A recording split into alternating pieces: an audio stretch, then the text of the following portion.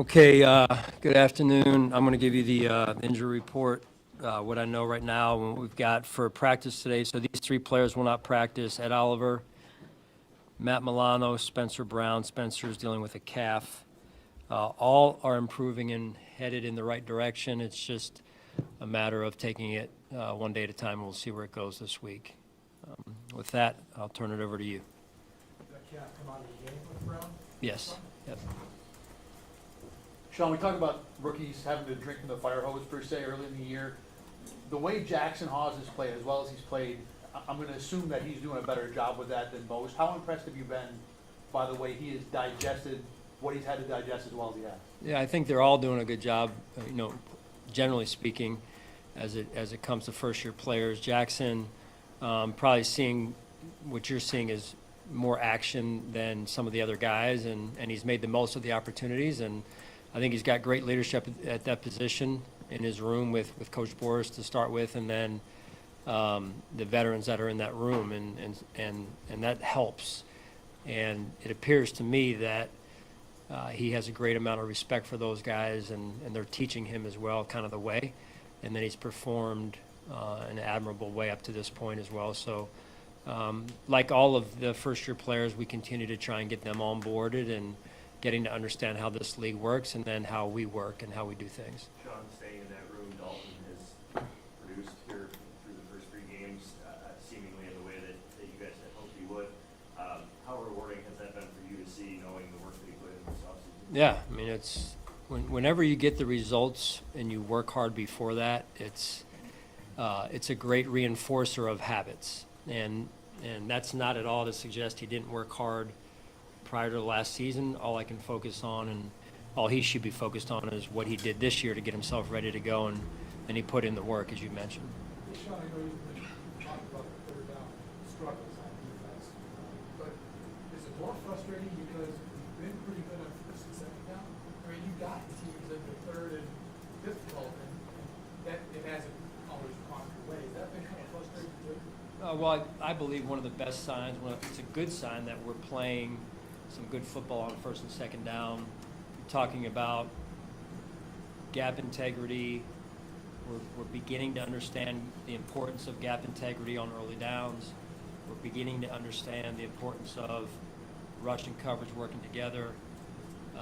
And we're getting ourselves into some good third down situations. But then there's another level of the mentality that you've got to take into those third down windows and situations, and then the execution that has to unfold in those as well. So, we continue to grow just as a football team, and then in this case as a defense in those areas as well. Everything that happened with blocking the goals over the weekend, maybe the extra time we had to take a look at it. Was there anything that you've done in terms of the last couple of days to say, all right, we need to take a look at this, why this is happening? We talked about it. Taves and I actually shared a text over the weekend when we were watching it like everybody else was, and definitely, I'll say unique. I don't know if those data supports that, but it seemed unique at least and jumped out. So, I know Taves, we talked about it Monday when we got back in, and Taves is going through it and studying it, and that's what you do, regardless of offense, defense, special teams. When you see something like that, you're always wanting to get back in and look at the tape and see how you can learn from it. Pardon me for not knowing this, but when do you work on field goal block and field goal defense? You'll see some of that out there today. Sometimes it really goes with when the kicker likes to kick. So you'll see some of it today, and then there'll be some kickers like to go Wednesday, Friday, some Wednesday, Thursday. That's really how it kind of ebbs and flows. You mentioned execution earlier, and looking at your pass rush, particularly on third down, it seems like the pressure has been there at times, but the finishing, the sack numbers haven't necessarily followed. Have you noticed that, and is that maybe what you were referring to about making the play when it's there? Not necessarily, Jed. Just generally speaking, we can be better, not just rushing the passer, but working together to impact the play or affect the quarterback better. Those two, as you guys know, I've said it over and over again, have to work in concert with one another. So that's really, generally speaking, the answer for you is it overall just needs to be better. To say it's just the rush or just the coverage or just this or just that wouldn't be fair, because there has been some times when the coverage was really good or the rush was really good, but they have to work together. And so the level of execution, us putting him in the situation, I know Bobby mentioned that the other day, that all has to come together, on any play, let alone third down. Sean, what's your perspective on just the home field success this team has enjoyed, aside from the playoffs? We haven't lost regular season games since that Denver trade for Young, but what has been the key to that? What game was that you said? The Denver loss in mid-November 23, where the team been on the field. Okay, yeah. So we won 12 straight, they were 3 away from matching the defense. The secret to that success in knowing that you emphasize home field. Yeah, we take a lot of pride in defending our dirt. There's no other way to really say it. And these guys put a lot of time and blood, sweat, and tears into their jobs every day. Their family sacrifice, and playing well at home is a big part of that. Is defending what we take a lot of pride in, which is our fan base and how hard we work, and so and let's also be honest, our fans create an environment, and that 12th man is real, and we'll need them again this week. This offense we're going to play runs a lot of no huddle, and I just watched them try and get that done against Seattle, and I know our fans are the best in the NFL for a reason. Sean, just as a follow-up, I know there's a lot of internal motivations that happen here over the course of the season. Is there an internal motivation, internal drive to finish this, knowing that this is the last year of Ralph, to finish this season out with? That would be awesome. It really would. It'd be a great way for us to send this thing off the right way.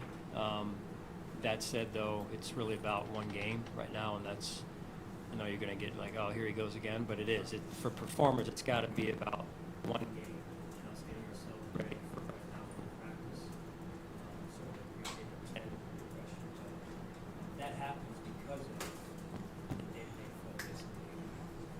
Sean, can we? I know you've been talking to your answer for Maxwell Harrison's provided an update there in terms of what your plan might be to kind of potentially ramp up on that. He's working. That's what I can tell you. He's working and moving in the right direction again. We'll see. I don't know how many weeks it'll be. You got to remember Max has been out since whatever day or week in training camp. So all the physical part, yes, but also all the mental part, the playbook and those things. So right now it's lowering expectations and managing them, and just taking it one day at a time and seeing when if I can come back. So Sean, you've been, it's been a while since you were a first-year coach, and you did not have, a 3 start, fortunate for you. How difficult do you think it is for Kellen Moore in the situation they're in? Starting 0-3 his first year with a team that's kind of in a rebuilding mode right now. Kind of just address that maybe a little bit. I was just at the dentist yesterday. I kind of felt like I was back in the dentist. I don't know how to take that, Sean. Yeah, I think it was about Kellen and being a first-year head coach. And yeah, I think he's doing a really good job. I really do. You can see his personality and his team and the way they play. First 2 games in particular, this last game got away from him overall. The first 2 games, it's a 1-possession game. They've got the ball and a chance to win the game. So I think he's off to a great start. Seems to be well prepared for the job. Where do you see his personality on the field? Well, just, you look at his career as a player, one, and then what he's been able to do as a coach, been very successful in both aspects of his, post-college life, and you're seeing them the way that they play on all 3 phases. You're seeing them fight until the end and come back from more than 1 score down, which is hard to do in this league, and so yeah, tip my cap to what he's been able to do in such a short amount of time there. Sean, can you prepare any different for Sunday 1 o'clock games? And it used to be so common. Yeah. Sunday 1 o'clock games when you got here, the other games were outliers. Right. Now, the Sunday 1 o'clock games are hardly the outlier. Do you have to prepare your team any differently for that because it just doesn't happen very often? Well, we have to be intentional about it because it's a normal part of our life now, and so we've had a 1 o'clock game, but it's been away. Having a 1 o'clock game at home is a slightly different routine, or it takes a slightly different routine. So I'll mention that to the players when the time is right, so that they're aware and intentional of, all right, what does my routine look like for a 1 o'clock home game in this case, compared to the 1 o'clock away game we had a couple weeks ago. Sean, if we go back to third downs, maybe this is a bigger picture thing, but with the increase in the amount of teams that go for it on fourth down, and really almost anywhere, has that changed the mindset of how you play defense on third down? In terms of it used to be get to fourth and pretty much the ball's getting carried. Yeah. Does it change the mindset? A little bit, yeah, a little bit. That's how the NFL has evolved over the years, how managing games has evolved and strategy and whatnot. So it definitely factors into things more than it used to, for sure. Sean, you were talking about Harrison, you said, Well, I don't want to, cast doubt on the situation, but you just still never know until a player's back it's somewhat of a unique injury a little bit. So the information I'm getting is we're still taking it one day at a time, and you just don't know when a player's missed this amount of time, you don't know. You want to manage the expectations and say, hey, is he going to come back, and is he going to come back and be able to play and help us? Because there's a lot of ground still to cover physically and mentally at this point. But yes, the hope is, yes, he's able to do that. There's no new report medically at all. Is there an update on Tyler Bass, knowing that he can be promoted off IR? Yeah, again, moving in the right direction, but don't know at this point. Is it going to be next week? Will it be 2 weeks, 3 weeks? We'll see. Sean, we talked a lot about Cole Bishop, time on task when he was out. He's the only DB that's now played 100% of the snaps through 3 games. How much has that helped him, both the communication aspect and seeing the reps and where you see him after 3 weeks? Cole, you mentioned? Cole, Bishop? yes. Yeah, I think like I mentioned before, the reps have been invaluable for him. And his style of play, the detail that he's now bringing to his play, Joe Dana and him have done a really good job, him being Cole, because he's had to take ownership in that. And then adding Jordan Poyer to that, those conversations, hey, here's how, the playbook says this, but it's really, hey, here's how I think you can look at this. And that, having someone like that in the room also helps. You mentioned the mental side of it with Max. I guess how have you seen him, obviously not being able to be out on the field, handle things in meetings and keep that mental side going while the two. Yeah, Jamal, our corners coach, has done a really good job of keeping him involved as much as he can. And you do the best that you can.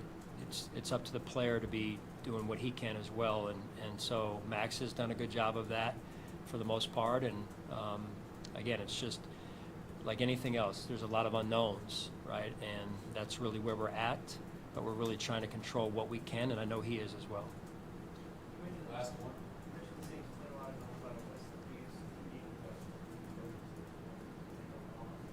Yeah, I just think, making sure our players are aware of it and ready for it. They've used it pretty much in all 3 games, and it's a big part of their offense. So us, because of that, it has to be a piece of our defense this week, and the things that come from it are multiple. So I know our guys are doing a good job with that as they prepare. Good. All right, thank you. Thanks, Sean.